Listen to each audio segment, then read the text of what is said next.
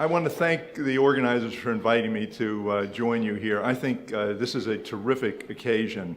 Obviously, this is a very challenging issue. I've been working in the field of tobacco control continuously for over 40 years now, and I've never found an issue that has created as much division and dissent and has been so emotional as this one. As you've heard, we've got two sides. One of them focuses virtually exclusively on the risks to kids. The other focuses equally exclusively on the benefits or potential benefits for adults. Both of them think that the other side is getting much too much attention, and neither one of them is paying enough attention to the other side's concerns. I wrote a paper recently, just earlier this year, called How to Think, Not Feel About Tobacco Harm Reduction.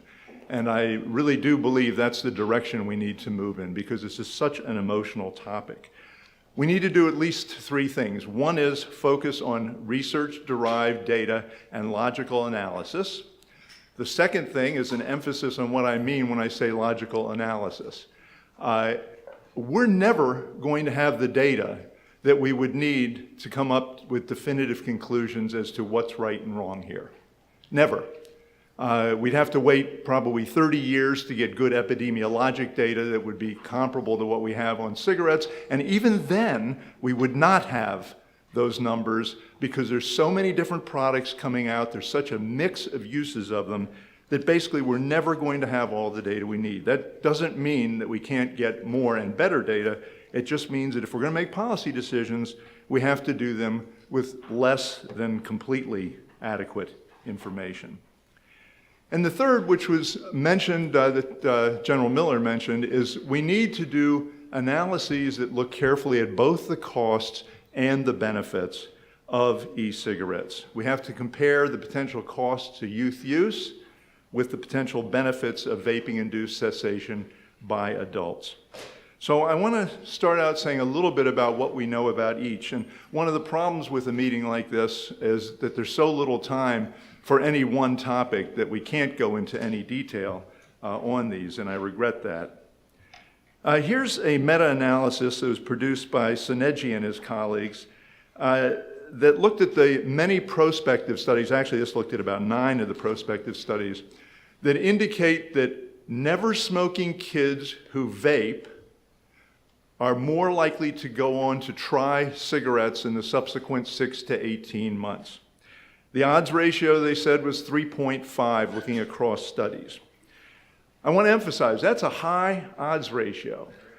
But if you look at the number of kids involved, the number of never smoking kids who try vaping, and then the number who would have gone on versus the number to try smoking without vaping versus those that do, we're actually talking about a very small percentage of kids.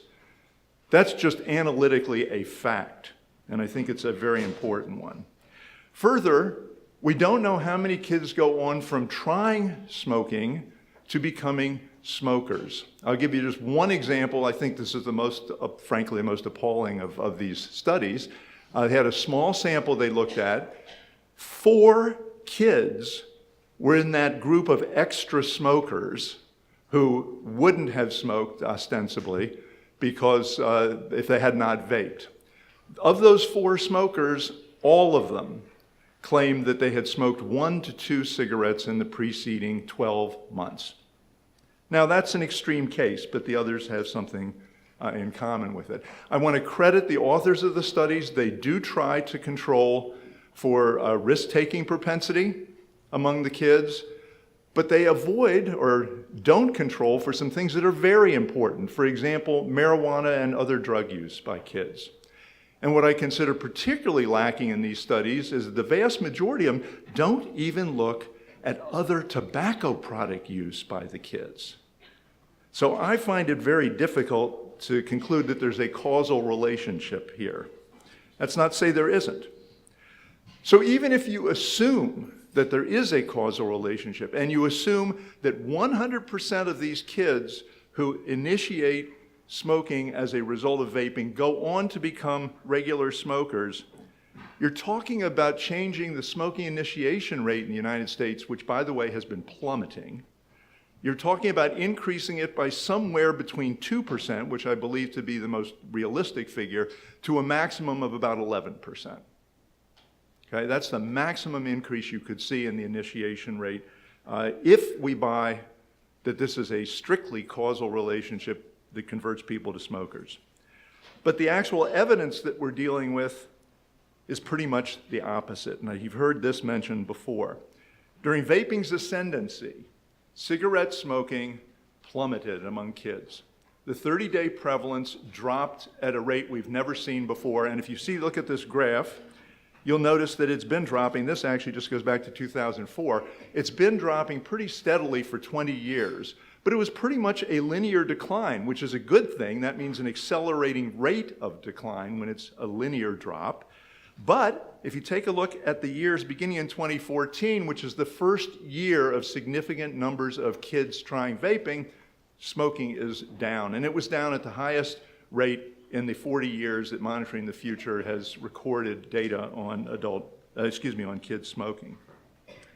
So the bottom line here is that if vaping is inducing smoking initiation, the effect is so small that it's not countering the other unknown forces that have been causing smoking to drop more rapidly than it did before vaping came on the scene, until 2018, which you heard about from Director Zeller. I'm going to return to that. Now, adult cessation. My reading of the literature, and it's only my reading, is that it is highly likely that vaping, and especially frequent regular vaping, helps significant numbers of adults to quit smoking. That's based primarily on population studies such as the ones that you see on the screen in front of you. These findings are consistent with an accelerated decline in adult smoking prevalence in recent years. So this, General Miller actually referred to this, and I want to thank him for helping me to correct a small little mathematical error in this when I originally did it. This is looking at data from National Health Interview Survey from 2006 through 2018. And what I've done is to take blocks of 4 years, just divided into 3 4-year periods. And you'll see that if you look at the data from 2006 to 2010, there was a decline of 6.73%. The next 4 years is a decline of 13.4%. And as General Miller noted, for the final, most recent 4 years, it's down 17.26%. In other words, adult smoking is falling, and it is falling rapidly. And I think we can, actually, I agree with him that we tend not to celebrate some of our successes. I'll point out one more of those a little bit later, but this is a great story. It's a great public health story. The national media campaigns, you heard from Director Zeller about the one directed at kids, I have no doubt that they have contributed to decreases in both youth and adult smoking. But even taking those studies at their face value, it cannot possibly explain the extent of decline that we've observed among both kids and adults. Combining the potential costs and benefits of vaping, my colleague David Mendez and I simulated the long-term implications of vaping for life years lost due to some kids starting to smoke who would not have as a result of vaping, and gained due to vaping-induced smoking cessation. Here's a table showing some of our results. I'm not going to go through these very specifically, and I apologize for what looks very blurry here. But the bottom line is this: with all reasonable assumptions, and we've got 3 sensitivity analyses at the bottom here that we adopted to impose really rather harsh conditions on vaping, all of the conditions lead to a net benefit, more life years saved than lost. The National Academy of Sciences, Engineering, and Medicine also made the statement, interestingly, not in the written report, but in the webinar that was given the same day as the written report. They actually came to this conclusion after going to press. They said, with the most reasonable assumptions about the risk to kids and the benefits to adults, it appears likely, most likely, that there is a net benefit from vaping. The only way this would not be true is if vaping is not increasing smoking cessation, or if the risks of vaping themselves are very high. But, and I want to emphasize this, I think this is a really important observation. We need to recognize that these positive net benefits in our study represent a very small fraction of the total cost of smoking. So with the assumptions that we used, we're looking at net benefits, life years saved, that were less than 1% of the entire life years lost over the 50 years that we examined in the simulation model. Now, our assumptions were conservative, and I think that has some influence on this. But there's a really important fact here that we have not to date studied, that Dr. Mendez and I are working on right now, and that's the fact that many people who quit smoking as a result of vaping would have quit anyway in the next few months or years. And that's one reason why the net benefits that we're observing here are constrained, because if those people would have quit anyway, then you may be getting an extra year of benefit of the life years saved, but you're not going to get the full 20 for those people. So what we really need to understand here is who is quitting as a result of vaping. If it's people who would have had a harder time quitting otherwise than the average, then you'd have bigger net benefits than we're observing here. This model, by the way, assumes that the people who quit with vaping have the same chance of quitting just as a regular smoker each year into the future. Obviously, if the people who quit with vaping would have had an easier time quitting, then we're overestimating the net benefits here. And I have seen evidence on both sides of this argument. I mean, I've seen studies, one of them recently, not yet published, that suggest it's more lighter smokers who are succeeding in quitting with vaping, and I've heard and seen some evidence suggesting the opposite. So that's obviously something we need to learn a lot more about. Our conclusions in this study, or in fact anything I do, could easily be changed by new evidence, and I would like to think, but don't feel comfortable, that all the people working in this field would feel the same way, that they would be willing to look at new evidence and alter their views if the new evidence recommends it. So this brings me to Commissioner Gottlieb's response to the preliminary data from 2018. 30-day vaping prevalence, he said, went up by about 75%, and as has been noted, that would take 30-day prevalence from about 11 to 12%, where it's hung out the last couple of years, up to about 20%. I think that Director Zeller suggested that we're going to see more intensive use as well. And importantly, what wasn't mentioned, and I'm shocked in a way that this wasn't mentioned because this to me is the greatest concern, there was no apparent decrease in tobacco product use in 2018 in the National Youth Tobacco Survey. That was reported by the commissioner, but hasn't been mentioned here. We have been seeing a steady decline in smoking and other tobacco product use since vaping came on the scene. And if this is true, this will be the first year where we have not observed that. Now, obviously, there are blips in data, and we're going to have to watch what comes in the next few years. The biggest year of decline in history was 2014, the year of smoking, the year we saw the biggest increase in vaping. But interestingly, NYTS had a gigantic decline, 25%, and they had no decline at all the year after. Monitoring the Future, which has been going for 40 years now, had I think it was 16 or 17% decline in 2014 and a slightly smaller one the following year. When you put the two together, it ended up pretty close, but we have to recognize that there can be blips in these surveys. But it's important to understand this, and we're going to have to wait to see the 2018 data when they're released. Fortunately, we aren't necessarily going to have to wait as long as that NYTS normally makes us wait. They usually take until springtime to release the previous year's results, because Monitoring the Future will be releasing its results in December. So we're essentially 2 months away for seeing their 2018 data, and the consistency of it with NYTS, or the lack of it, will be a very important thing for us to observe. We do need to know a lot more. And one of the things we need to understand is how much vaping kids are doing, especially the non-smoking kids. You've heard some arguments as to why vaping by smoking kids may be a good thing. It may be reducing the amount that they're smoking, or numbers of them. If we look at the earlier years surveys, we're looking at about 5 to 7% of never smoking kids who vaped within the last 30 days, and half of them vaped only once or twice in the last 30 days. These figures imply a proportionately, relatively small problem. The anecdotal evidence suggests, however, that these numbers may be rising. The 2018 NYTS data suggests the same, and there are smaller surveys which have not yet been released that support what FDA has reported regarding vaping. Many people, as you've heard, believe that we're looking essentially at the results of the popularity of Juul among kids. And again, these new smaller surveys not yet released support this, that we're looking at a Juul or Juuling phenomenon.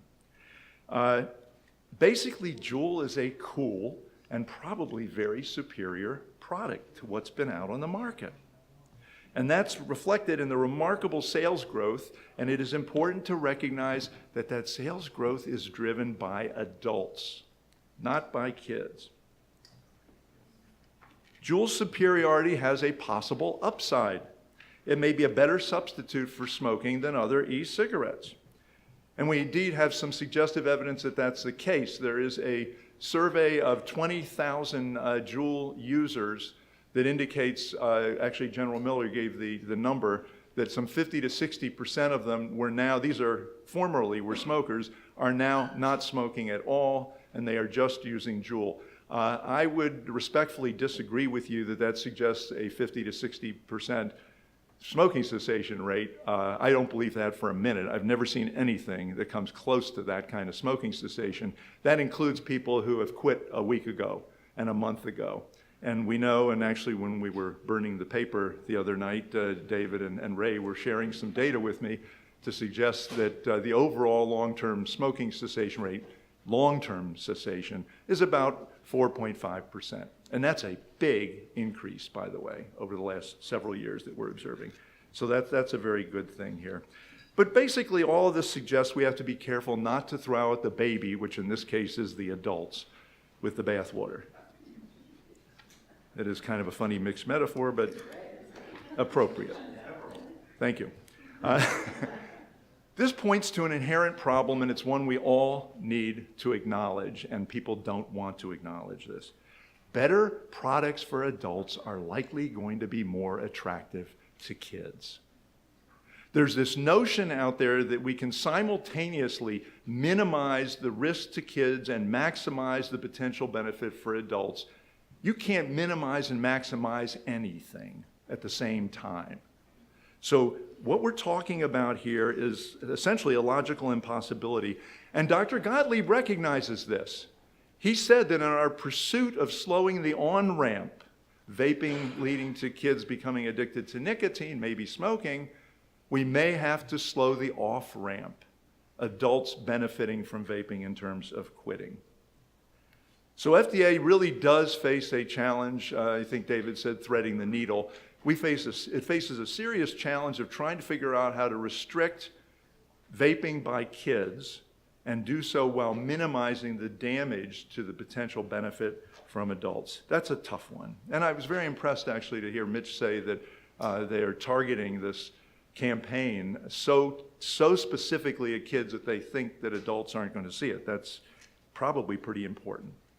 I want to conclude with two observations, and I want to warn you first that when I say conclude, I don't mean I'm going to be done in 30 seconds here. One of them is an observation that's made frequently, but I haven't heard it applied enough to this particular debate, the vaping debate. And the other is an observation that I've never heard mentioned previously in talking about vaping. First, the familiar one is that vaping may pose health risks to a small subset of kids, but those related to smoking, which is by far the greatest risk, are not going to be experienced for another 25 to 30 years. That's when they will start to materialize. In other words, we kind of get a pass on the smoking-related harms for about a quarter century, the really significant ones. There could be some immediate risks. The greatest one of them, I believe, is nicotine addiction, although as David suggests, it's not clear how bad nicotine addiction per se is. And we have to, the caffeine analogy may be abused, but it's not a completely unreasonable analogy, and as all of you have your coffee today, which by the way is supposed to be healthy for you. I say this as someone who's decaffeinated, so there's no bias in there, no conflict of interest in saying that. We also hear a lot about nicotine damaging kids' developing brains. I've got to ask you, why are we hearing so much about this now? This is based on animal studies that are a couple of decades old. We never really heard about this. It was never a big deal when we were worrying about smoking. It has become a big deal when we're worrying about vaping. Using 2017 data, I have estimated that kids' exposure to nicotine is at an all-time low since in the 40 years that we've been measuring their tobacco use. Their exposure to nicotine, including vaping, is at an all-time low. Why? There are incredible reductions in smoking prevalence. Take a look at these data from MTF. For 12th graders, the top row, 20 years ago, 36.5% of them were smoking on a 30-day basis. They had at least one cigarette, and many of them much more, over 30 days. Today, that figure is down to under 10%. That's a decrease of 73%, nearly 3/4. Look at the bottom row. For the 8th graders, think about this. 20 years ago, 1/5 of all 8th graders were smoking every month, and some of them frequently during the month. Today, we're down to 1.9%. That's a 90% increase. If ever there were numbers that reflect what General Miller said about we should be celebrating, these numbers are fantastic. This is one of the great accomplishments in public health. But he's right. He's absolutely right that we don't celebrate it. We have a sort of very pessimistic attitude toward our field. This is terrific. Use of other tobacco products is also low and has been falling over the vaping era. And then, of course, we have very infrequent vaping, especially by the non-smoking kids. Of course, we have to look at what's happening in 2018 and then subsequently 2019, 2020, and so on. And we can't wait for those numbers to see some action, so I understand why FDA is doing what it is doing. In contrast to the long-term risks to kids, those that are going to occur 25 to 30 years from now, the risks to adults of smoking are enormous, and the benefits of quitting are also enormous, and they're pretty much immediate. So here's a figure from Henningfield and Slade from 20 years ago. If vaping does increase smoking cessation, it could represent a significant contribution to public health, and again, a short-term and long-term benefit. It occurs immediately, in contrast with the prevention of initiation, which isn't going to bend the death curve, as they referred to it, for at least a quarter century. We have to keep this distinction in mind when we're comparing the risks of kids to the potential benefits to adult smokers. It doesn't mean that we should always favor cessation over prevention, but it does mean that we have to consider the timing of the risks and benefits. I believe that our focus to date on vaping has largely ignored this critical variable, thereby overweighting the risks to kids. And this brings me to my second and final observation, and this is the one that, again, I've not heard it made previously, maybe somebody has said it, but it has direct relevance to this issue of the cost and benefits of vaping. It's speculative, it's my speculation, I think it's probably logical. You can judge for yourselves. So this is emblematic of the growing social unacceptability of smoking among both kids and adults. Given that social unacceptability and its growth, does anybody here think that smoking is going to be a highly prevalent behavior in the year 2040, when kids are going to start accruing the risks to health that smoking will bring to them? I don't. I think it's going to be a very unusual behavior. And what that means is that fewer and fewer kids are going to be starting to smoke, as we have been observing. More and more adults will quit, as we have also been observing, and the kids who do start now and do become addicted are going to confront an environment that is going to be immensely difficult for them to continue smoking. It's going to be a very hostile one for smokers and a very positive one for encouraging them to quit. I doubt that many will be smoking by 2040.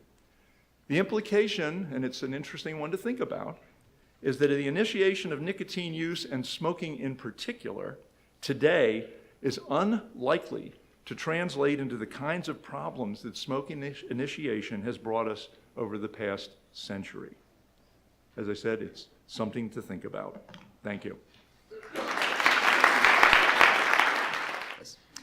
Our next speaker, Matt Meyers, co-founded the Campaign for Tobacco-Free Kids in 1996 and has become its president in 2000.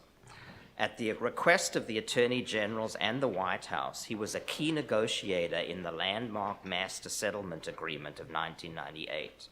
He is also the recipient of the prestigious Luther Terry Award, was appointed to serve on the first Tobacco Advisory Committee of the Director General of the World Health Organization.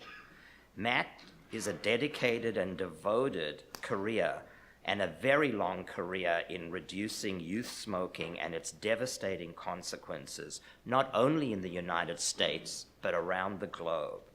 And I believe he is one of our public health heroes who stepped up to the plate here almost before anybody else. I know Matt from when he first started this in Rhode Island, where I happen to come from. I won't say how many years ago. But he really is a public health hero who I think somewhat single-handedly and with everybody else has at least helped to see those wonderful numbers that Ken and Attorney General Miller were presenting in terms of reduced smoking. So without further ado, Matt, welcome. First, thank you. It's a pleasure to be here. There's some common themes, but having heard the first three speakers, it's sort of interesting how people can say the same thing, use the same words, and mean very different things. And I think that's really going to be what we're going to hear as well. I think one of the things we've all understood already, that we're having a debate that's both philosophical, practical, and people see the real world quite differently from different places. I think it's also true, the one thing we probably all do agree on, that passion has infected science and the discussion of the debate in a very harmful way. I think depending on where you sit in the spectrum of things, you would accuse those who disagree with you as being the ones who do that. And I think that's right. I also think, and if you take one message away from what I'm going to say, is I'd sort of like to reframe the debate so that we stop having individuals debate about individual scientific studies with regard to these issues. And we stop making overly broad, bold statements that are simply not backed up by the science. The National Academy of Sciences looked at all of these issues just this year, and the statements they made were thoughtful, cautious, careful, and gave a little grist for everyone's different hopes.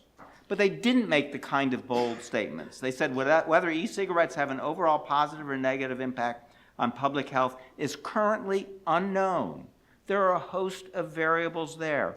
They cannot be simply categorized with regard to that. And so the question really does become, why don't we have more answers? Well, it's in part because we're asking some of the wrong questions. E-cigarettes are not a product. Claims about relative safety, relative efficacy, relative impact on kids act as if we're talking about a product. We are not. We are talking about a very broad product category with very different characteristics whose use depends on factors that go beyond the product itself.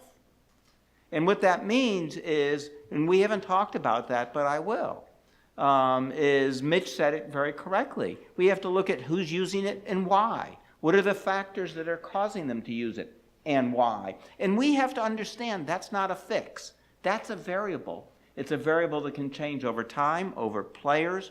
And frankly, when we make claims about one country versus another country, which are as non-scientific as you could imagine, we need to understand. We will see different results on this issue. in different countries because of different regulatory systems, different cultures, different political rules, and a host of other factors. It is not going to be one size fits all. I work in a lot of low-income countries where governments have no capacity whatsoever, and some of them have very low smoking rates. The introduction of these products into those countries will be very different than it will look like when you go into a place like the UK. The other thing that I think, and I would say this to look to me too, take a look at who's speaking. One of the things that I think is really disturbing about this debate is that if you find what a speaker said 4 years ago about this issue and look at what they're saying today, you will find very few who have changed their view. As much as we talk about new data, what new data turns into in this debate is people looking for data and a way to explain their position. I have seen one credible scientist change their position as a result of that, and that person's not in the room today. And the other thing that I think is really important, there's a word that hasn't been used at all so far in this discussion, the industry, the people who are selling this product. How and what they do has a very dramatic effect on what the outcome will be.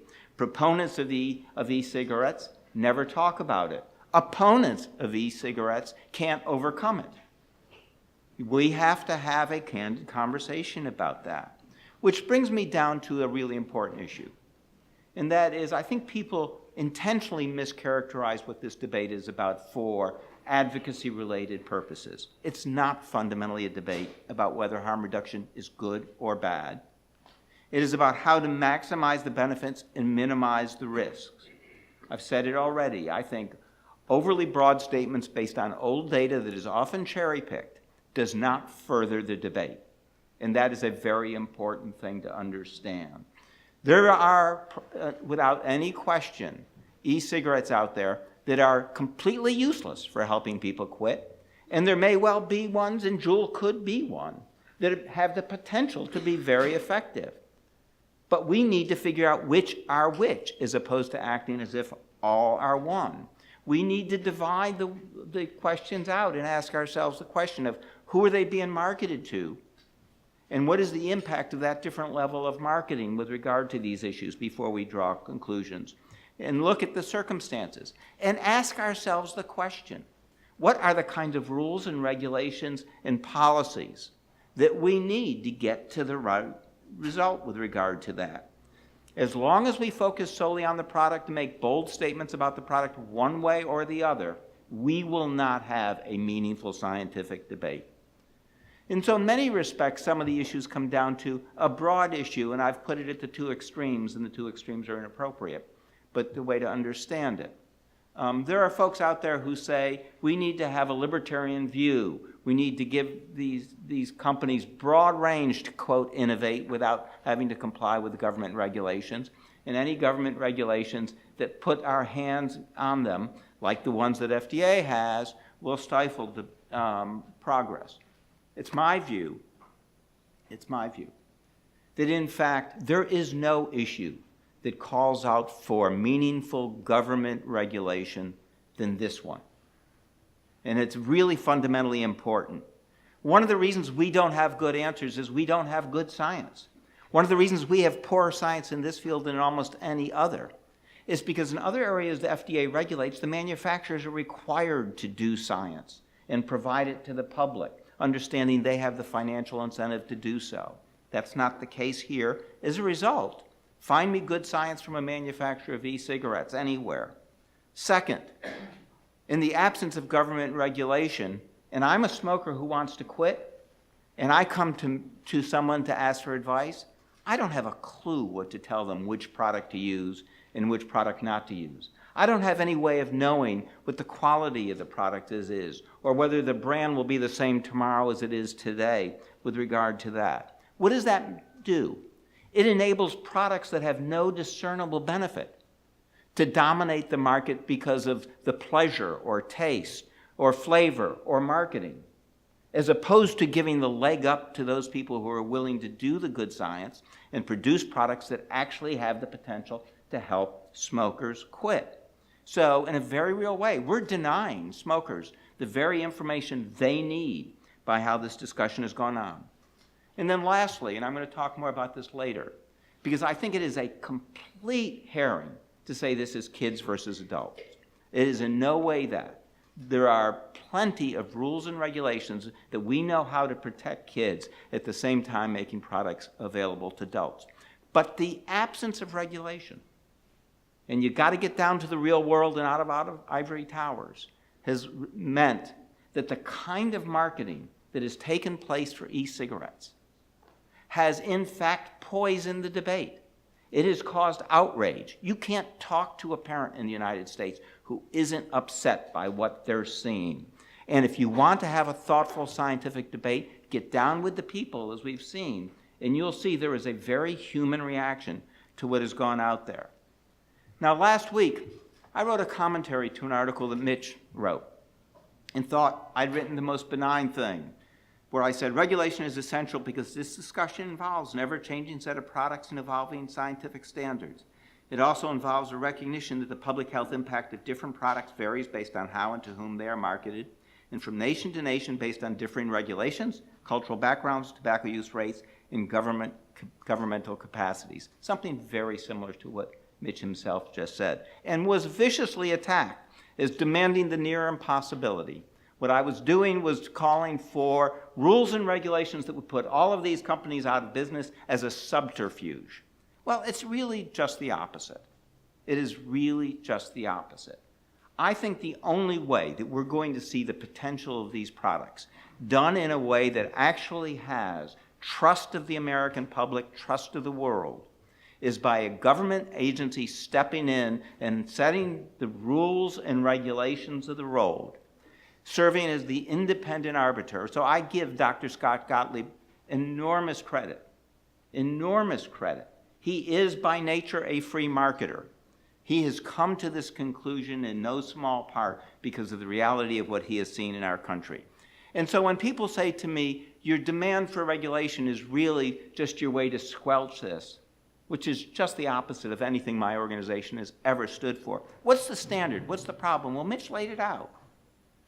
FDA standard is a unique one in some respects, but it is at the very core of the most simple standard, a showing that permitting that such a product to be marketed would be appropriate for the protection of public health, taking into account increased or decreased likelihood that existing tobacco users will stop using it, increase and decrease likelihood that those who do not use tobacco products will start them.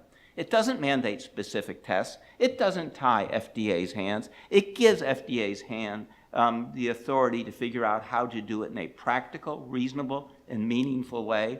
Our organization has repeatedly written to FDA to say, you need to be doing your regulations taking into account what will save the most lives over both the short and long term, and you need to take a look at your full range of authority, not just your Center for Tobacco Products authority, but your authority over tobacco cessation products as well, and use that continuum to push the market towards products that are proven safe and effective at helping people quit, and put the biggest obstacles in those products that cause the greatest concern and do the least good.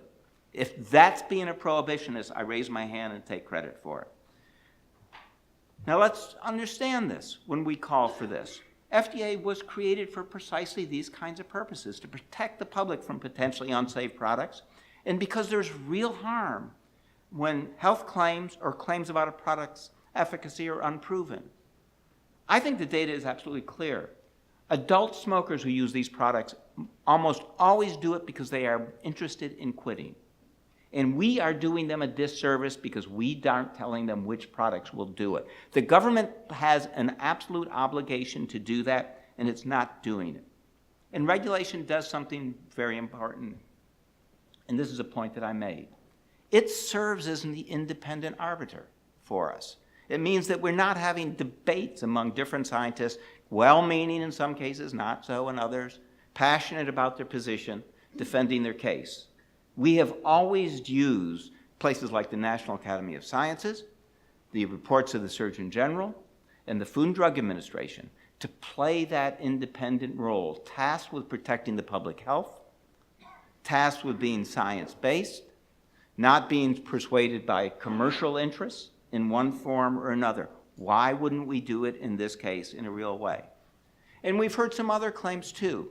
And I'm going to eventually, I'm going to in a minute talk about kids because I think it is very important. But, you know, it isn't just youth who are harmed by the lack of regulation.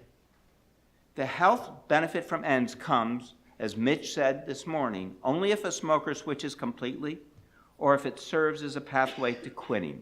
Yet today, the National Academy of Sciences report, which is the most authoritative report we have that had people on it of a broad range of expertise with differing views about these issues, was very clear. The evidence is limited in its efficacy in helping people quit. And that recent studies that they said point out that whether or under what circumstances ends increases a smoker's chances of quitting or switching altogether varies based on product characteristics and use. It also found, as the data does, that today most users are dual users. They are not using it in the way that we talked about, and that skews the data.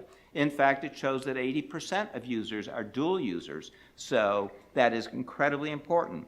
So unless we know which ends are helpful, which ends are harmful, which ends unduly appeal to kids, what kind of marketing skews the results, it's very hard to reach long-term conclusions with regard to that. And we've heard a lot about benefits, but benefits actually depend on the products working. And all of the results of prior products, as Mitch said, are by and large based on old studies with products that are very often not on the market, with nobody giving people guidance about how to use the product, which is why the National Academy of Sciences had so much trouble saying, we think, in fact, that these products have potential. There's some limited data to show that they do work, but we are cautious. And there's been 3 studies that came out afterwards that sort of highlight the caution. They don't give you an answer, they highlight the caution. One out of BU, Boston University, that made 2 very important findings. One is it found that people who don't use the products every day, daily, in fact decrease their risk of successfully quitting. Well, that's important information to know rather than just saying to people go out and use this product. And it was also one of the first studies to actually look at very specific products. And it found that 3 of the products, if used daily, significantly increased your risk, your likelihood of quitting, but 3 of them didn't. Well, we ought to know that too. And we ought to have an independent arbiter like FDA that said that. Right about the same time, Nancy Rigotti from Harvard came out with a study. Very small study, very limited applicability. But much to her surprise, she found that folks who were in a study that she was doing who didn't use these products daily actually decreased their likelihood of quitting. She was very careful to say, that doesn't mean e-cigarettes don't work. It means that we need to be spending more time figuring out how we tell people accurately which ones work and how to use them. And then the most recent study from Georgia State that looked at a broad set of issues that found no evidence that ends use within the context of the 2015-2016 U.S. regulatory and tobacco vaping market landscape helped smokers quit at rates higher than smokers who did not use these products. These studies don't mean these products don't have great potential. What they do mean is that if we're going to actually help smokers, we need to create a regulatory framework to guide manufacturers to make better products, inform consumers which ones work, and inform them how to use them so they do work. It is how we do everything else. And we need to stop making bold statements that says these products automatically will produce a benefit of X or Y percentage, because we don't know the answer to that, and these products are changing every day. And what about kids? Don't take it from me. I mean, what you're hearing as we're debating about this issue, every credible agency in the United States government that has looked at this issue says there is significant, serious reason to be concerned. It is probably the only thing the CDC, the FDA, and the Office of the Surgeon General, and the Obama administration and the Trump administration agreed upon. That's stunning, because it does mean that you can take 2 different sets of political philosophies and look at the data, and they all reach the same conclusion with regard to that. Disavowing those or trying to pick out those studies doesn't really move the ball forward. Nobody tried to avoid this issue more strongly than Dr. Gottlieb. Unquestioned. until he was forced last month to say e-cigarettes have become an almost ubiquitous and dangerous trend. He did call them an epidemic, despite the fact that certain people still refuse to admit that. And it's important, as Ken pointed out, that when he spoke about this issue, what he noted was not only the explosive rise in the use of these products, he noted that the same report apparently says that it is accompanied by a complete stop in our progress in reducing cigarette and other tobacco use, and potentially even accompanied by a rise.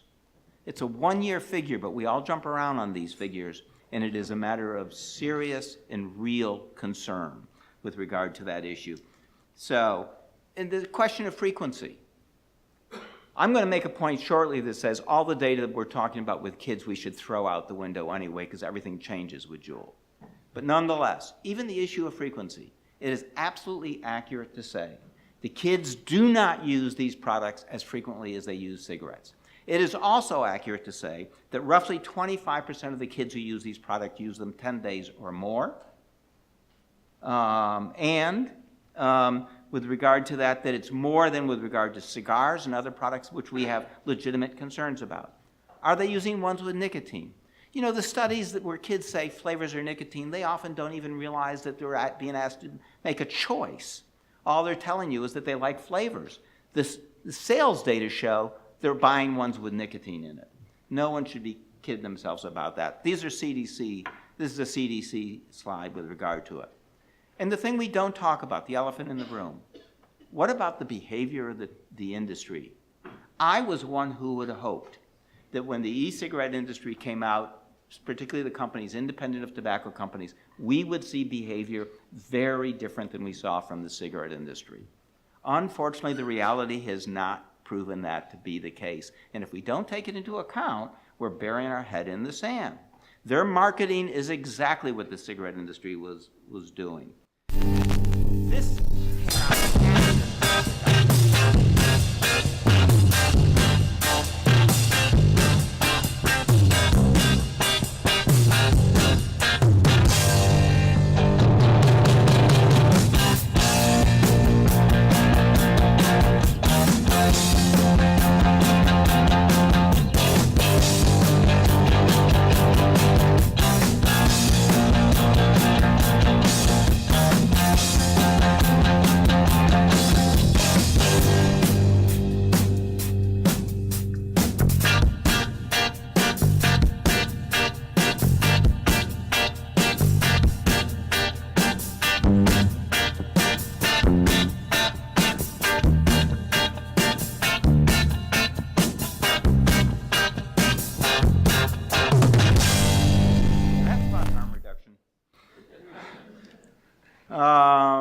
and we talk about the flavors. It is a good thing he's gotten food flavors out of the marketplace, but there are over 7,000 flavors. The one thing we know is that virtually none of them have been studied for whether or not they help smokers quit. It may well be that flavors do help smokers quit. But in the meantime, the American public is serving as a human guinea pig for a study that no one's actually conducting. They're just figuring out who they can sell what to and how many products they can sell to them. In the issue of prevalence, this is one of the reasons why I think we need to go back and say we need institutions to look at it, because there are studies all over the place. This came from a research group that did serve as part of the National Academy, and what it shows is, yes, Ken is right. We are seeing a dramatic decline in cigarette use, but when you do add cigarette use with dual use with e-cigarettes, in fact, over the last several years, it's stalled out. And when you add e-cigarette use to it, in fact, we have more kids using nicotine-based products than we did before. And who is using these products? I've heard also a bunch of other claims. And one of the very best studies I've seen actually shows that, in fact, e-cigarette use is more prominent among kids who are at lower risk of smoking than the other way around. And that's a matter of concern. Is that accurate? Am I certain that's right? No, I'm not. But what I am certain is that we shouldn't just assume who it is. And we see it even more when we look at the Juul thing. And the issue about the vaping onset, the kids who use these products go on to smoke at higher statistical rates, has been found by study after study after study. It is why the National Academy reached that conclusion. That's a conclusion that's even more disturbing if, in fact, the data shows the significant number of kids who vape were originally at low risk. I'm not saying that's true. All I'm saying is, boy, I don't think we ought to discount that and wake up 10 years later and find out that it's not true with regard to it. My last point, Juul changes everything. And it does change everything. Juul is a product that delivers nicotine exactly like the best of the cigarettes.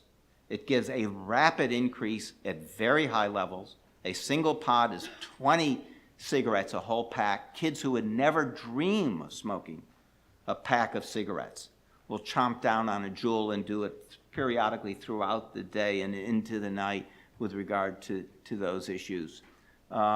So whatever we thought about the risk of kids becoming dependent or addicted pre-Juul looks different post-Juul. What we've seen is kids repeatedly reporting, I started smoking Juul because it was cool. I wanted to be in the in crowd. Now I can't stop smoking Juul. And let's talk about the company. I think it is really important to talk about the company with regard to that.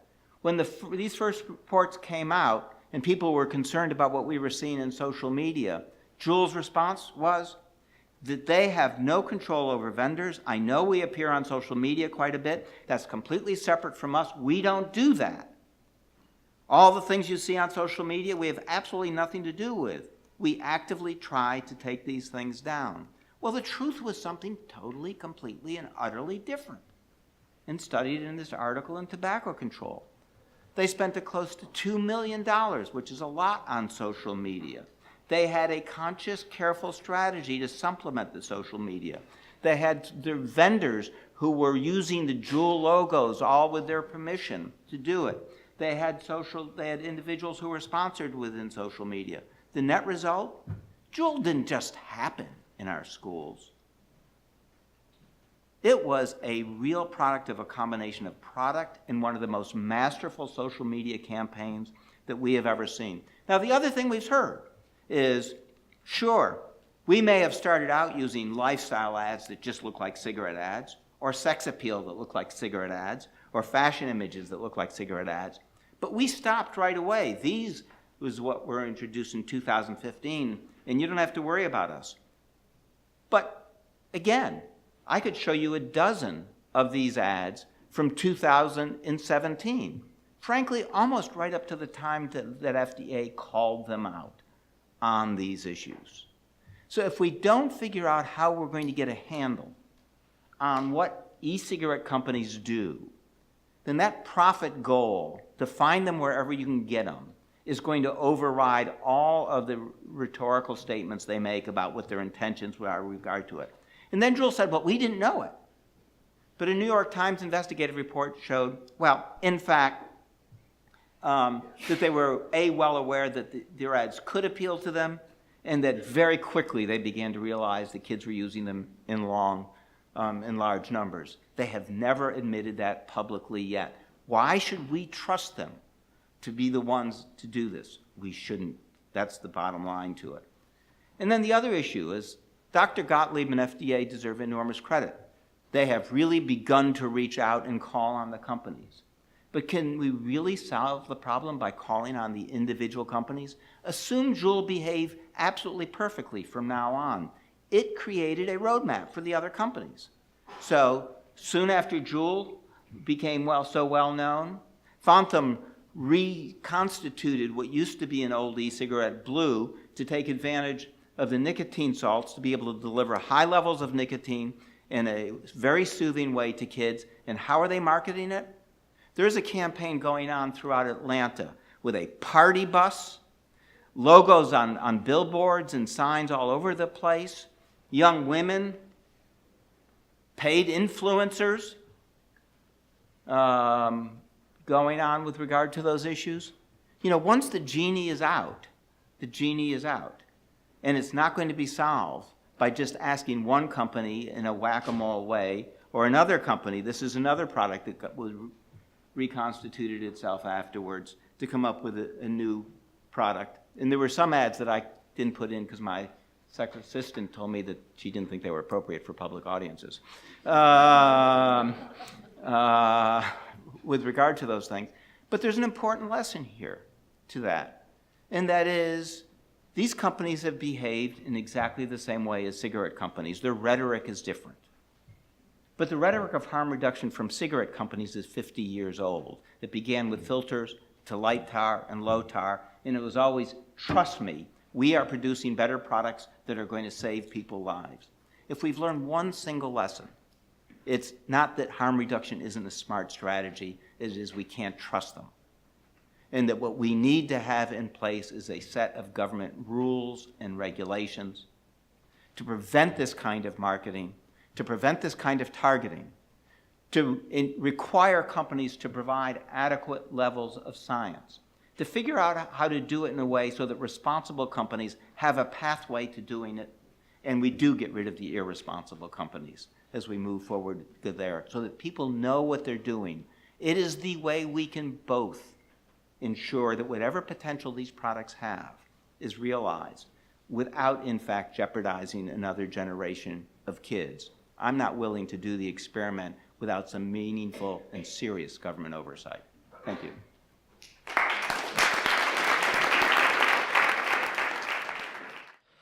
So, thank you both for a very stimulating, thought-provoking, and in some ways agonizing disposition of the struggle and the tensions we have to do public health good. So I have a question for both of you. What information or data do you need that would fundamentally change your mind and your approach to harm reduction to more rapidly end the smoking-caused death and disease that is not caused by nicotine when it's decoupled from combusted smoke? Is this on? You know, to me it is, we need to stop having this debate in isolation. And what we need to do is be talking about what the regulatory mechanisms and systems are and how we assist, in the United States at least, the Food and Drug Administration to put in place a set of rules and regulations that would move products along a spectrum that actually have some scientific basis and proof to help people quit, and that would put in guardrails to protect ourselves against the kind of marketing, targeting, and social media campaigns that I've shown. I think what we need to do is stop acting as if we know the answer and start talking about the mechanisms we need to move the system down the line. It's one of the reasons when I cite data, by and large, what I try to do is not cite individual studies as much as possible, but to look to the institutions that we have always trusted, that are in fact independent arbiters. The FDA, the CDC, the Surgeon General, the National Academy of Sciences. And I think what we need to do is try to stop solving the problem individually and having competing studies. One of the things that I think is most disturbing about this entire debate is that every time a competing study comes out, if I know the author, I know the result. And when I read the commentary, I know what that person will say in advance, no matter what the new data is. And we need to take it out of that realm. Just to respond to your last point, Matt, that's been true a lot longer than vaping. It's been a problem within the field of tobacco control research for a very long time, that we know what people are going to conclude based on where they're coming from. I'm going to try to answer your question somewhat directly. What do we need specifically to know? I think we definitely need to understand kids' transitions from e-cigarettes to regular smoking, or to vaping only, or to neither of them. We need to have better maps of that. And we've got now mechanisms like PATH where we can get some good insight into that. I have to say, I agree with Matt that this is a product category. I get very nervous when we start saying or suggesting that we have to look at every one of them individually to figure out, to evaluate it, because we can't do that. This is a probably little known fact, but we have some, I think it's 60,000 chemicals that are commonly used in both industrial processes and products in the United States. and about 1,000 or 1,500 of them have ever been evaluated. Government doesn't have the capacity to evaluate each of these things. So I think when you talk about product category, you're right, but we need to have subcategories and be able to look at that. Ken, a couple points. One is FDA has the capacity to put things in categories and has indicated a willingness to do that. And they even, with regard to ingredients, created a thing called master files for that purpose as well. And second, what FDA does every day with every product under its review is it has mechanisms for evaluating. In the other areas, it's efficacy and safety. Public health is really not such a different set of standards if you think about it. It is how harmful is the product, what will it help you. I think cigarette addiction is a disease. It will help you cure that disease. We can go on to have the other ethical debate, which is an important one, was how would people feel about long-term or permanent use of that?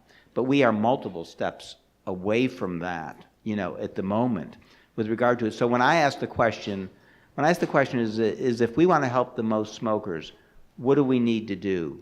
We need FDA to demand good science from the people who are going to make billions of dollars off of these products to tell us that they have actually studied that, looked at it, and that therefore we're in a position to say to smokers, whether it's to say you should be using e-cigarettes in a nicotine range.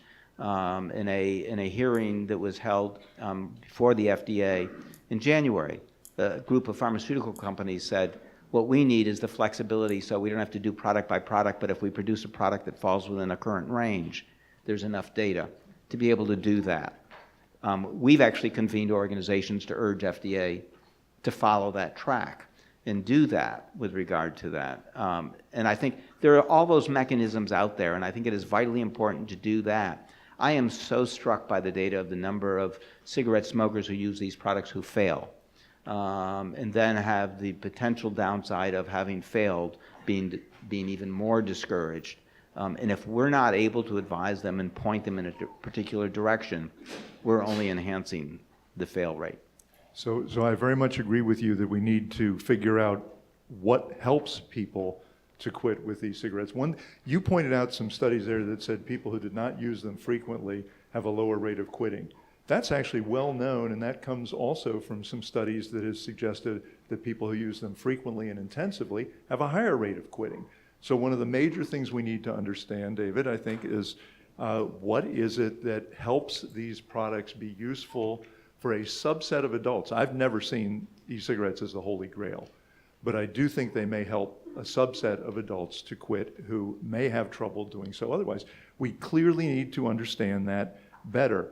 Part of the problem here is we have to come up with mechanisms to define enough scientific information to address the question of whether the product is safe and effective, because as I noted, we're never going to have real proof of safety and efficacy with products with this nature that are on the market, that are many different products in use with many different kinds of products. We clearly need to learn how much vaping can reduce smoking, among whom and how, and that's, I think we're in agreement on that one. We don't have a philosophical disagreement on that at all. I've long been of that view. We've long been of that view.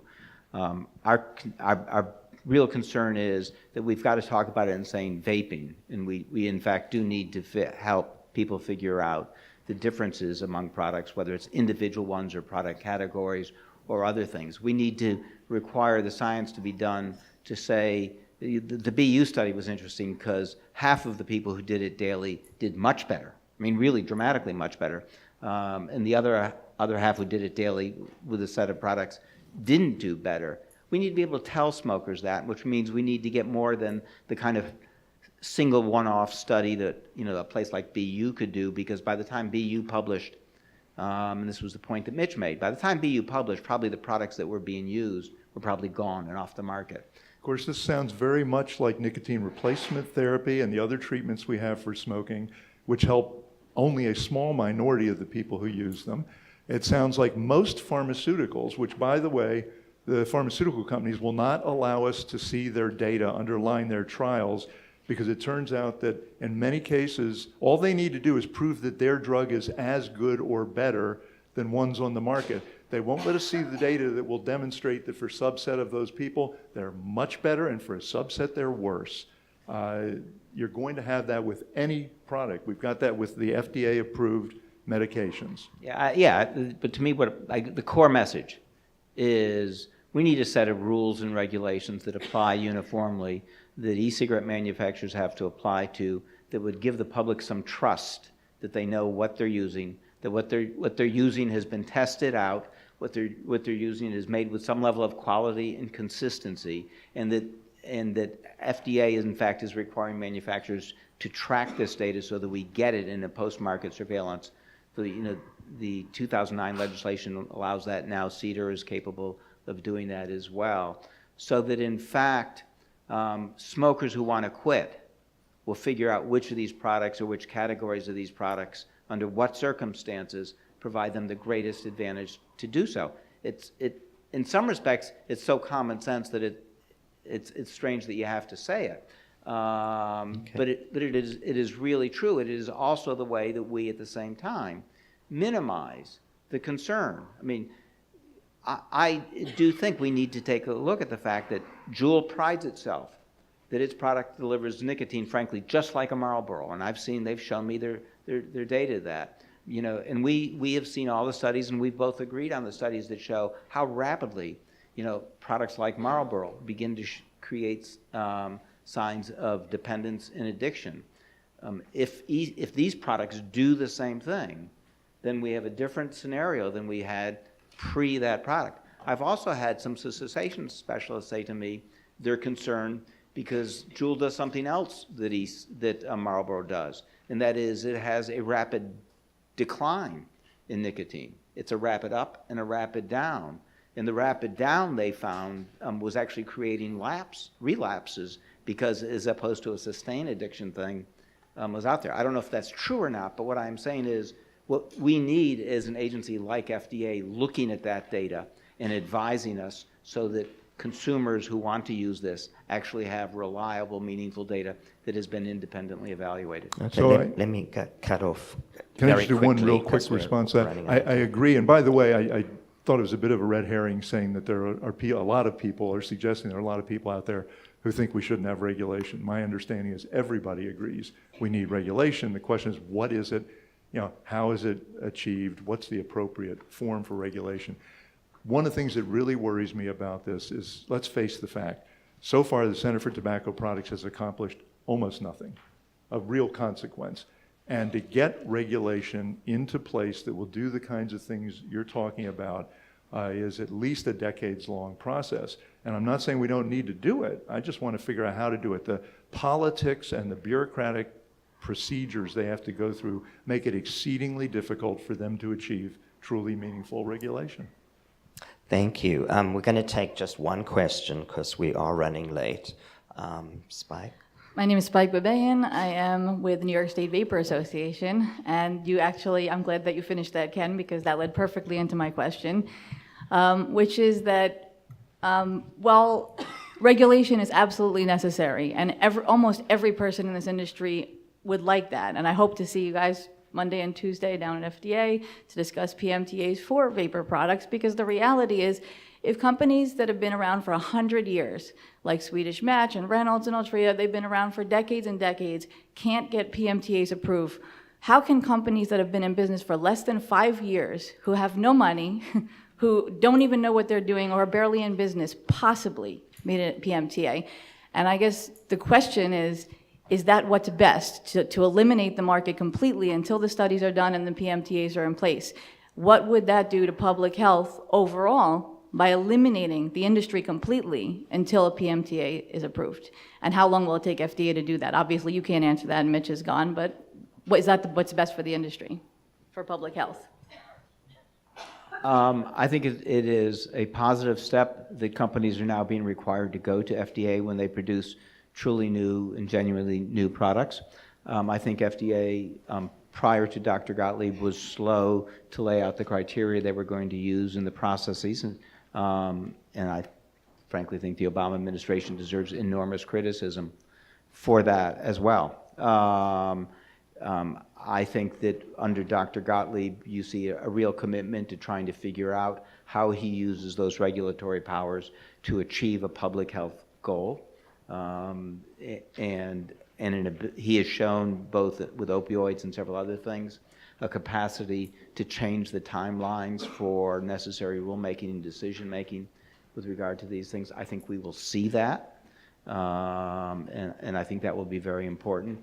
I think the alternative for us is completely unacceptable, which is to just allow these things to flow on the market without any review of any kind whatsoever.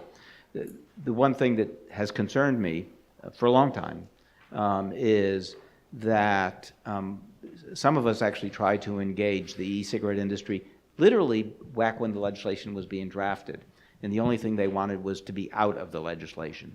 Then tried to engage them with a discussion of the kind of regulation that ought to take place long before this, and the only thing they wanted to do was sue FDA to get out of regulation. So FDA deserves appropriately criticism for its very slow pace. What also needs to be acknowledged is that part of that slow pace was because the e-cigarette industry threw every obstacle at every level of government they could in terms of FDA moving forward, including going to OMB to slow down regulations and object to regulations. So that, this is one of those things where you have an industry that's claiming we don't have smart, astute regulation, having opposed and made it difficult for government to move forward in any sort of meaningful way. Ken, last word, Ken. Okay, thank you very much for the lively discussion. First, I would like to welcome Clive Bates. Clive Bates has had a diverse career in the public, private, and non-for-profit sectors. He started out with the IT company IBM, then switched careers to work in the environment movement. From 1997 to 2003, he was the Director of Action on Smoking and Health, campaigning to reduce the harms caused by tobacco. In 2003, he joined Prime Minister Blair's strategy unit as a civil servant and worked in senior roles in the public sector for the United Nations in Sudan. He is now Director of Counterfactual, a consulting and advocacy practice focused on pragmatic approach to sustainability and public health. Please join me in a warm welcome for Clive Bates. First of all, I have no conflicts of interest, and I used to be the Director of Action on Smoking and Health. As Mitch mentioned earlier, the premise, this sort of introduction to tobacco harm reduction, is this concept, very simple, that people die from the tar, they die from the smoke, the combustion, inhalation of combustion products of, combustion of tobacco leaf, but they don't die from the nicotine. That's what makes smoking attractive. On the basis of that premise, we have the idea of tobacco harm reduction. If you can get rid of the smoke but keep the nicotine, then maybe you can do a lot less harm. And there's now quite a spectacular range of products that are capable of doing that. Vaping products, heat not burn, smokeless tobacco, and nicotine products that are unheated, don't have any tobacco in them at all. The common characteristic of these is that there is no combustion involved. There is no combustion involved. And this is the key distinction for me in tobacco policy now. It's not between tobacco and non-tobacco products, between novel or established products. It's between combustion and non-combustion tobacco products. Picking up on that, brave researchers from New York University, some of whom are in this room, drew some interesting conclusions from this. First of all, there's a diverse range of products, but they all are substantially less harmful than cigarettes. But the interesting thing is that these products have the potential to disrupt the 120-year dominance of the cigarette.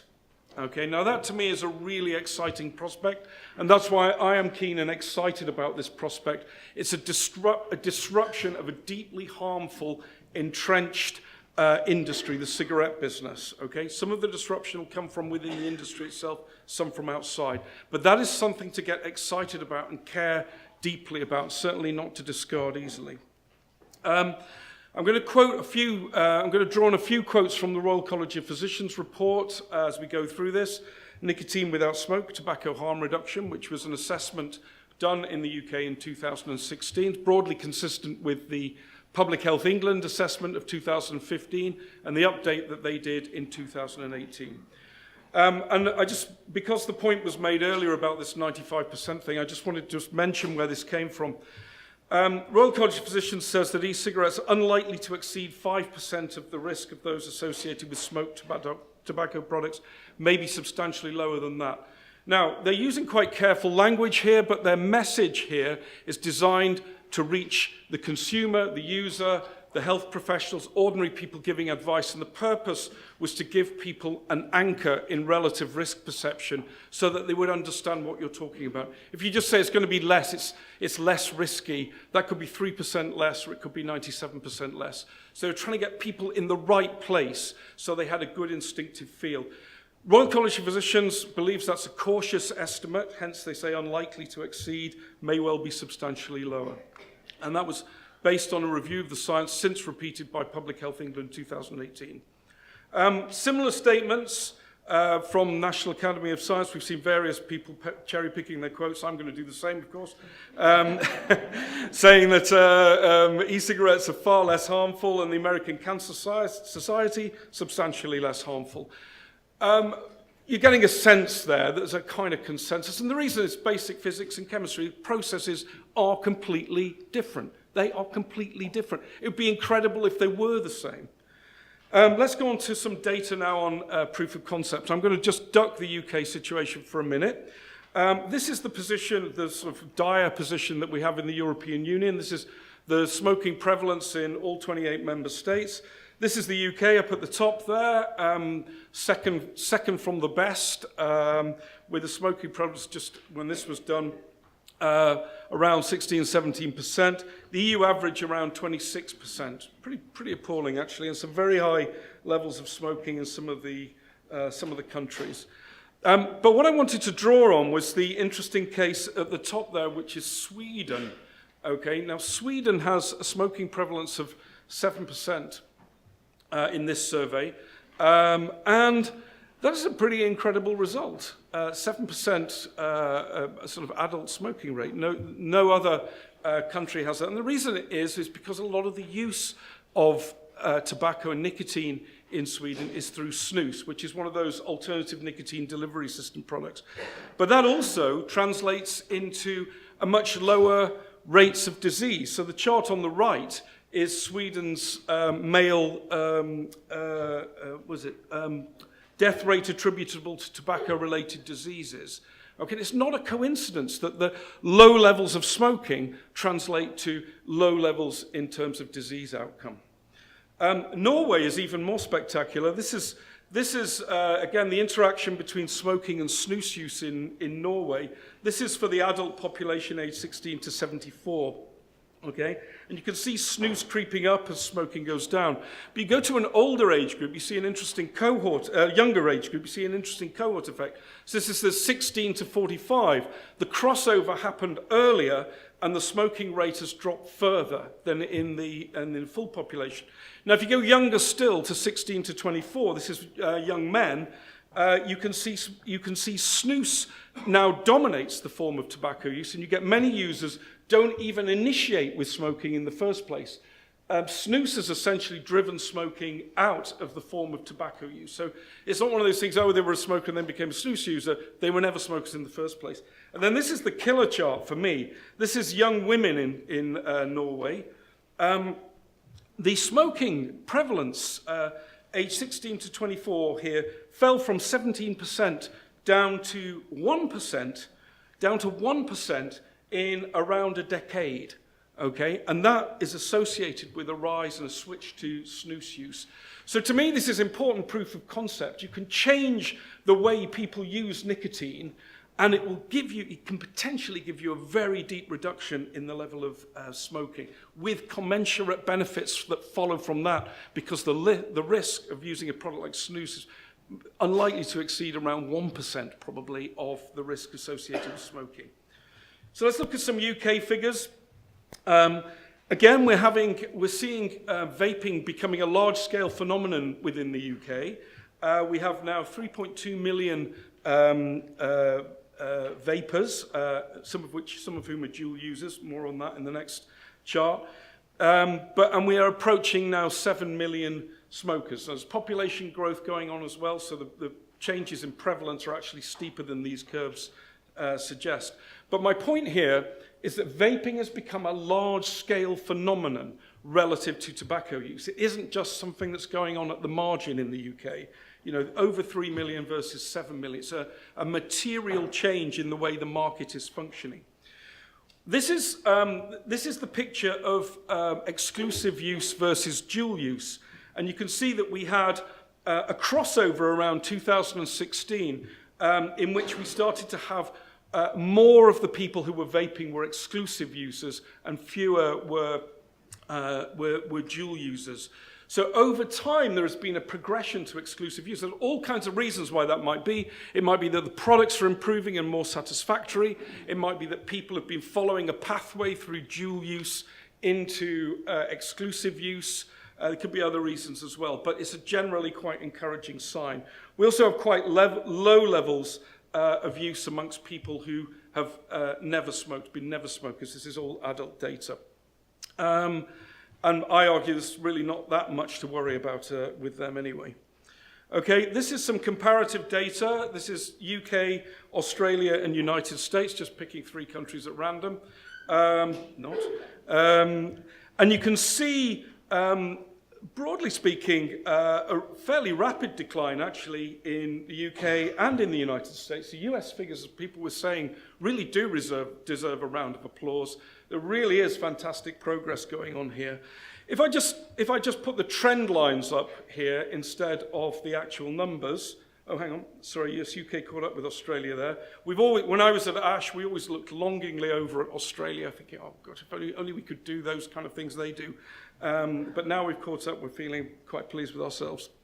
If we just put the trend lines on, you can see Australia now actually experiencing a lower level. Australia is a very hostile environment to vaping, doesn't really allow it.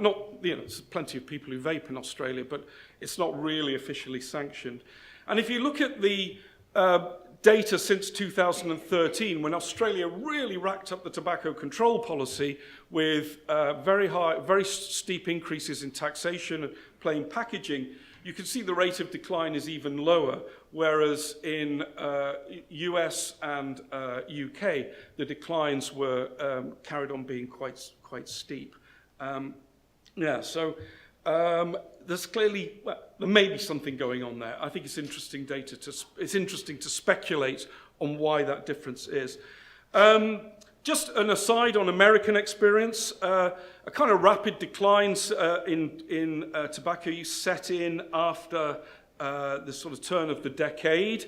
Again, you've got to be careful about attributing this to anything, but it's interesting. We had a broadly similar thing in the UK, and I plotted the UK data in the same way, mischievously starting at the 10% point, as the American data did, and also using purple bars to make the point. But essentially, there was also a pause at the end of the last decade, and then the decline in smoking prevalence took off again after the beginning of the decade. On population effects, the Royal College of Physicians channeled the worries that everybody has about this, that it will renormalize smoking, there'll be gateway effects and so on.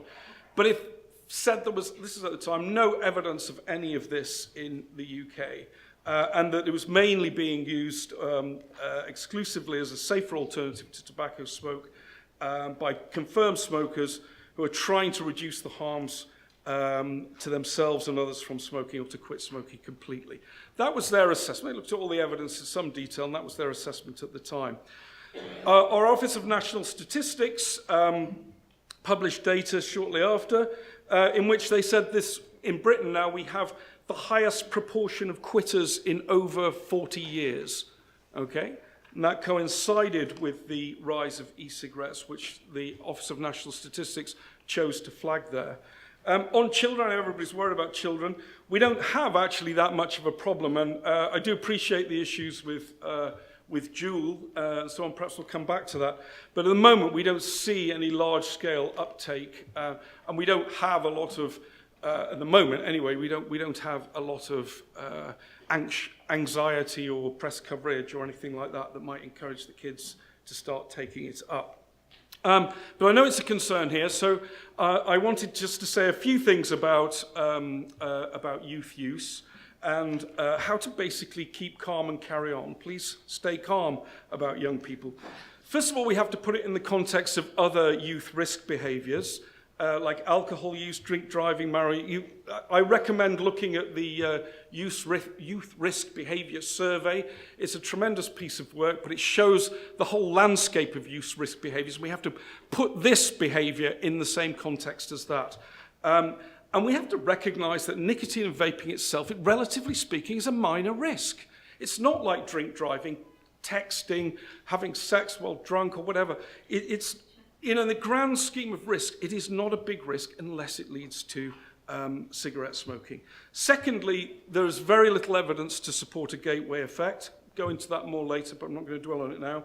Thirdly, vaping may displace smoking. Tom Miller made that point earlier, but it's perfectly likely that vaping is beginning to crowd out smoking and becoming a cooler thing than smoking. You would expect that in many ways. Functionally for kids, it offers a number of advantages over smoking, in which case there may be benefits, and there may therefore be disbenefits associated with regulating it too hard. Fourth point, at the moment it's dominated by occasional use, prone to fads like everything else with young people. It's not a substance use syndrome for most people. It's messing around, larking about, being a kid is the dominant behavioral form with young people at the moment. We should also bear in mind that parental smoking is a strong predictor of youth smoking. So if you can do things that reduce parental smoking, i.e. by helping people to switch to vaping, then maybe you'll have a knock-on effect on young people as well. And then finally, I don't like the way Mitch sort of describes the public health test. The harms that come from vaping or smoking or use of these products develop over the life course. And you have to take a life course view of a career of a smoker or a nicotine user. So you may be a confirmed smoker at age 14, but if you have the option to start vaping when you're 25, that is a material benefit to you. It's an options value that you have as a result of a new technology. You can't just ignore that. And I think it was, who was it? Was it Ken or was somebody saying anyway, that by 2040 it's very unlikely that there'll be much smoking at all. So the idea that we're going to get a lot of harm out of this, out of vaping, I think is really quite unlikely.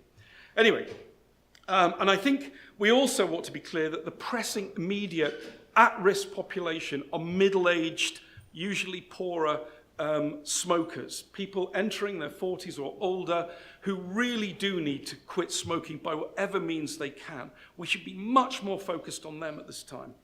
Anyway, we go on. There is some reassuring data, and again, it may, as Matt says, it may have all changed with Juul, but this is the long view from the Monitoring the Future survey from University of Michigan, which shows daily smoking and past 30-day smoking in 12th graders, and there's been a rapid decline over the period in which vaping has risen, anomalously rapid.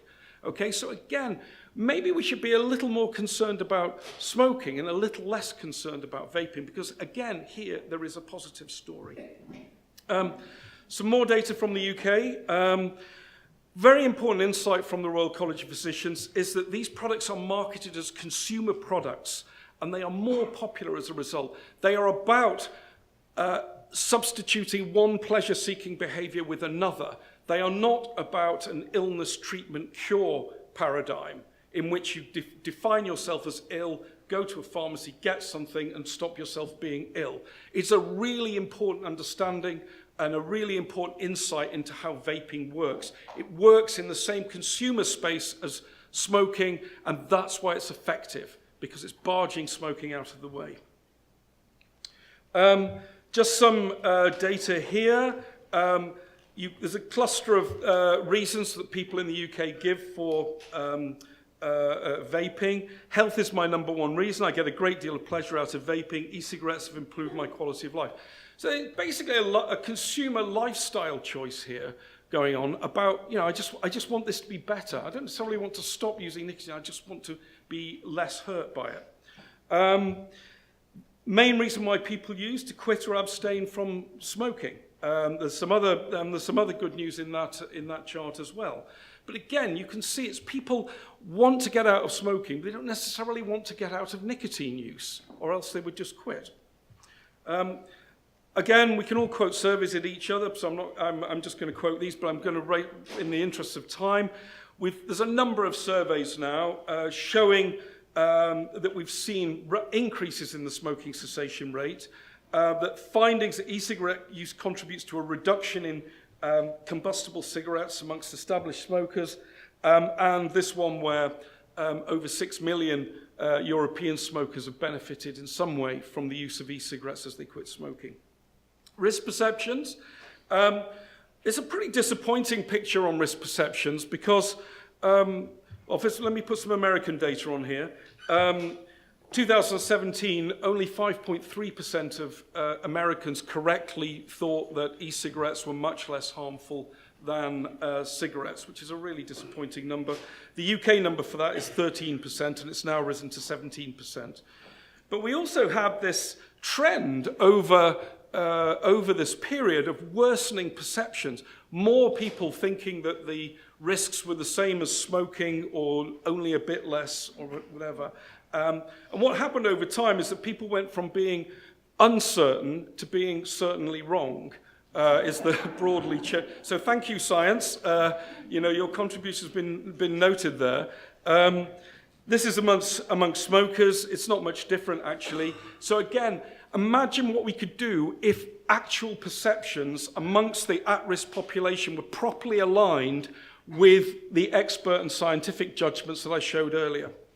Of course, we have in Britain, fags, by the way, has a different meaning in the United Kingdom, but we have this terrible, terrible news flow. This one actually came from Europe, but we get terrible news flow from across the Atlantic. Studies are published, 50-odd studies every week or something. And our public discourse around this is deeply contaminated with terrible science and terrible journalism. We also score own goals.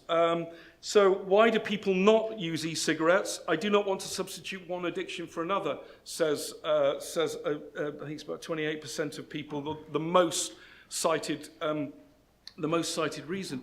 Yet we put this warning on e-cigarettes in the UK and in Europe.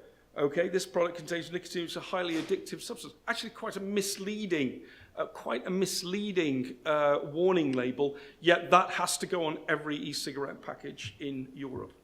On policy, so winding up now, the Royal College of Physicians is best known for that not unlikely to exceed 5% quote, but this to me is the most important insight from this, and it's the one that I think people in this room should give more thought to. Yes, you can take a risk-averse and precautionary approach. You can define a regulatory approval system that is so elaborate that no company could ever meet it, and you could basically ensure through your caution that nothing moves in that marketplace. But the Royal College of Physicians said, however, if this approach makes e-cigarettes less accessible, less palatable or acceptable, more expensive, less consumer-friendly, less pharmacologically less effective, inhibits innovation, then it causes harm by perpetuating smoking. And this is the error, this is the problem that we have in tobacco control and with the FDA and other regulators. You have to be so clear and so careful that the measures that you take don't simply stop good products coming to market and meaning that you get more smoking instead as a result. And we could go into that in far more detail. There's no time, but it's a misappropriation of the precautionary principle to state that we must be super risk averse on this, because the risk is you'll make regulatory determinations that essentially place regulatory protections for the cigarette trade, and that will harm everybody. So just a quick run through before I wind up, the policy environment in the UK. People think it's good. It's not actually. It's pretty awful. It's a mixed model with European Union, UK and UK nations, that's like England, Wales, Scotland, all have a different sort of piece of the action. So I'm just going to rattle through what the environment is, and if you've got any questions, you come back to me. First of all, we have a notification regime. This is a major difference between the UK and US, which has an authorization regime. So you can put the products on the market if you file data about them, unless somebody finds a reason to stop you. In the US, it's the other way around. You have to have pre-market review, and then you get permission, a big stamp from FDA says approved, and you can put it on the market. We have an incredibly stupid anomaly, which is almost as embarrassing as Brexit, which is the snus ban that we have in the EU, which I can't talk about because it's too painful. We have an approach in which the directive that governs products sets out standards. The main problem with them is that the standards that they've chosen are pointless or damaging, but the concept is there that you would regulate with standards, and in a future directive, I hope we would get to more enlightened standards. We have warning labels and leaflet inserts specified at EU level. A medical device route is available. Only one company so far, British American Tobacco, has gone down that route, and the products have never been brought to market. It's not thought to be a particularly good or consumer-friendly or manufacturing-friendly route. We don't allow modified risk claims at all. There is no MRTP in the UK or Europe. You just simply, manufacturers can't make them. But pro-vaping information is available from authorities. How am I doing? Oh God, Bruce, nearly done. And I'll come back to that in a moment. All transboundary advertising is banned because that's where the EU has jurisdiction. So that's things like internet, radio, television, publications.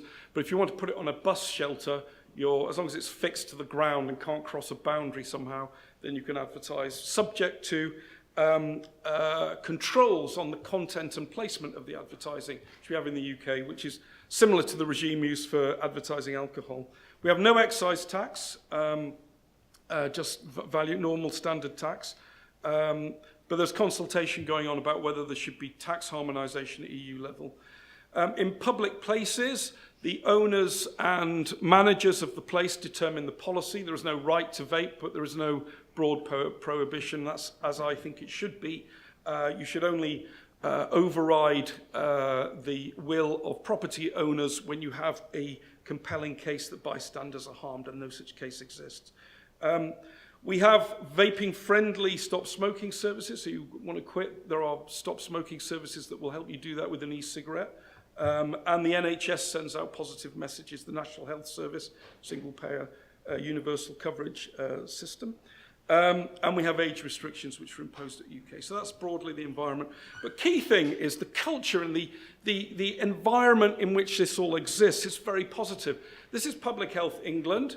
And they are advertising, not particular products, but they're advertising the concept of switching to e-cigarettes as part of its annual Stop Smoking campaign. And advertising, in fact, on primetime television, which I thought was amazing. And it's a very strong endorsement of this concept that the key thing to do is to get people off smoking. And if you do that with e-cigarettes, then so be it. Finally now, House of Commons commenting on the regulatory environment, said there should be a shift to more risk-proportionate regulatory environment, and that's where I come out. I'm glad they said that. It's really important.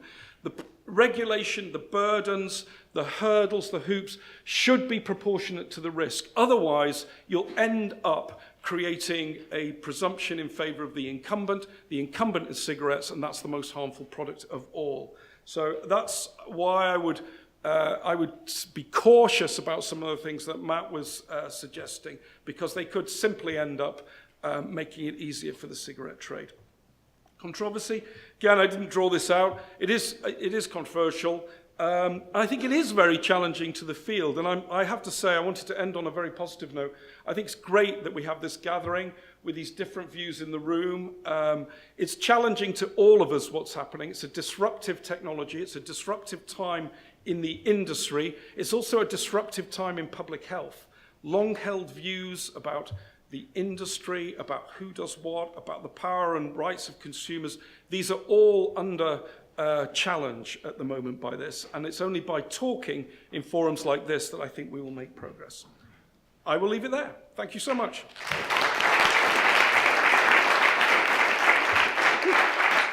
So we're opening the floor to questions, but I can start off. So what additional efforts would you recommend undertaking to save more lives of smokers more rapidly than it has been done over the past decades?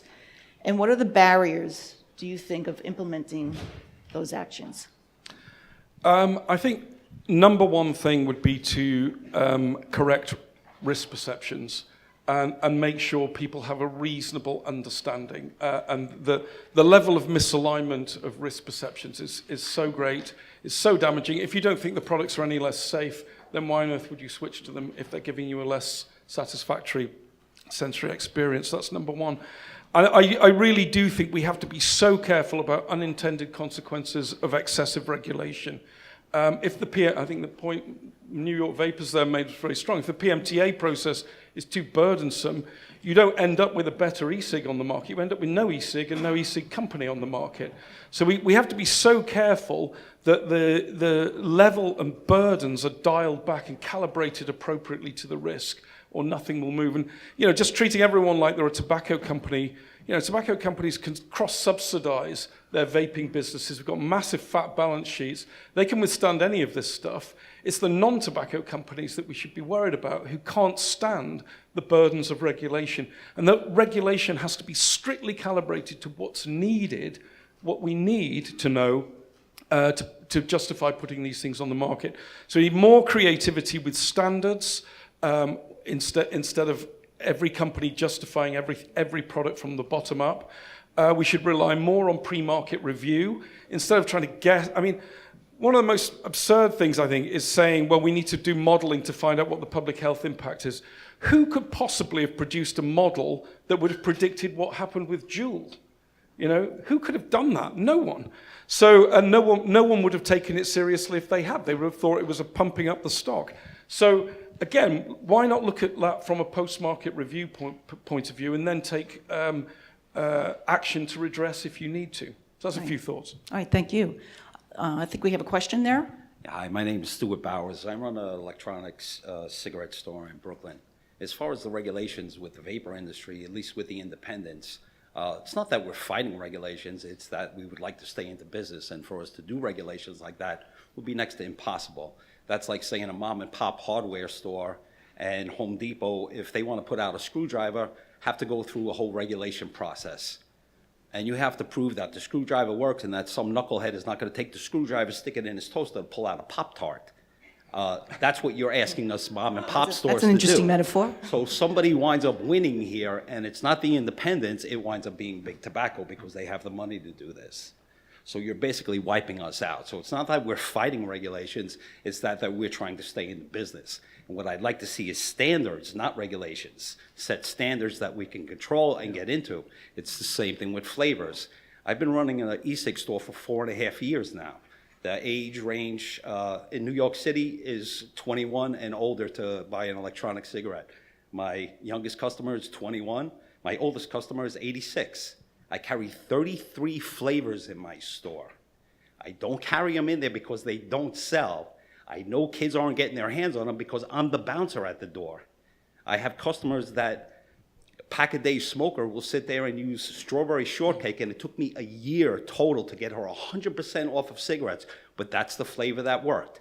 That's what I do. If you keep coming into my store, I have different options for you. I have different nicotine strengths. I have different flavors.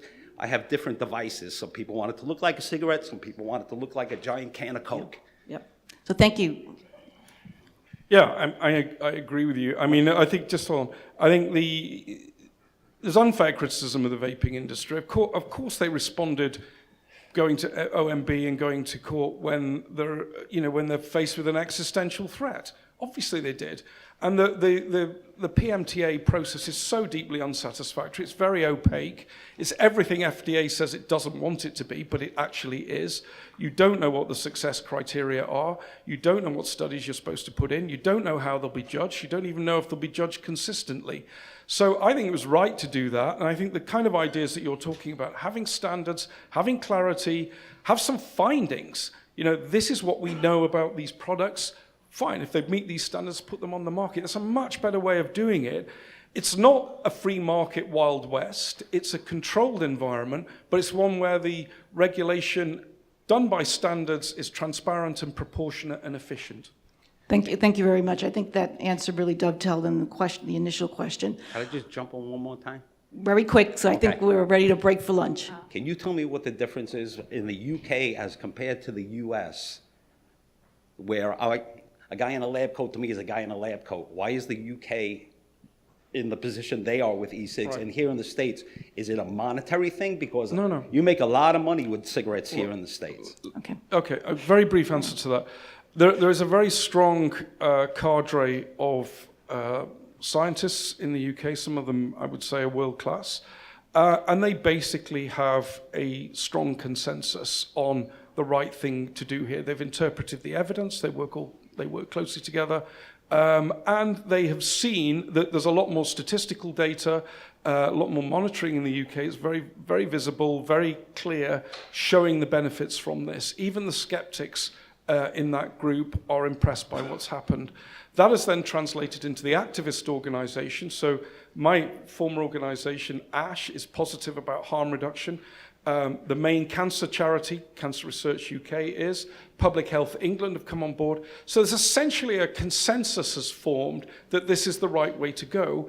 And that consensus is supported by data and the outcomes. So that's what's really going on.